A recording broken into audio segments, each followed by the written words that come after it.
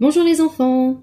Alors aujourd'hui nous allons voir comment être à l'écoute de Dieu pour remporter des victoires. Je vous invite à écouter la suite et voir comment David a fait pour se battre contre les Philistins. Les Philistins apprirent qu'on avait oint David pour roi sur Israël et ils montèrent tous à sa recherche. David, qui en fut informé, descendit à la forteresse.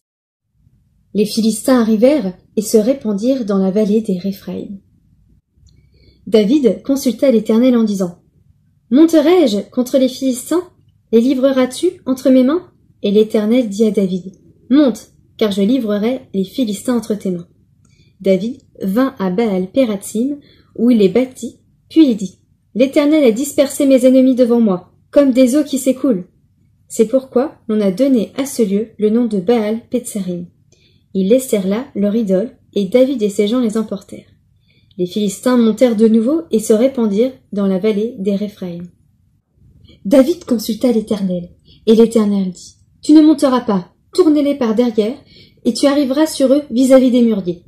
Quand tu entendras un bruit de pas dans les cimes des mûriers, alors à toi, car c'est l'Éternel qui marche devant toi pour battre l'armée des Philistins. » David fit ce que l'Éternel lui avait ordonné, et il battit les Philistins.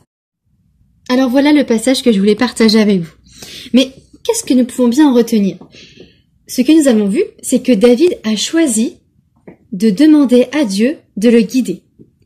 Il a dit « Je ne ferai aucune bataille sans consulter le plan de Dieu. » Mais si jamais, et ça nous arrive à tous, de faire un mauvais choix, eh bien ce que tu peux faire, c'est de demander à Dieu de te donner une nouvelle direction.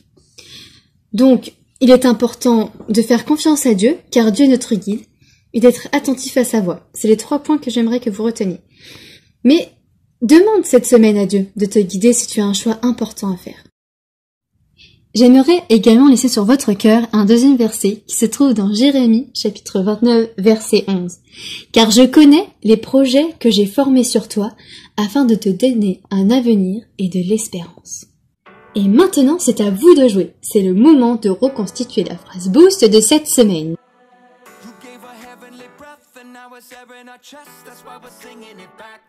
Et voilà, je suis certaine que vous avez tous réussi.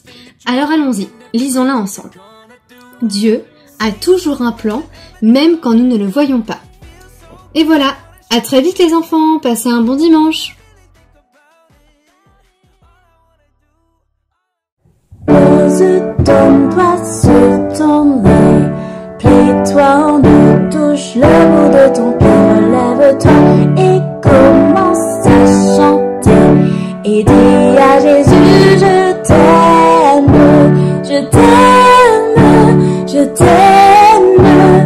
Dis à Jésus, je t'aime, je t'aime, je t'aime.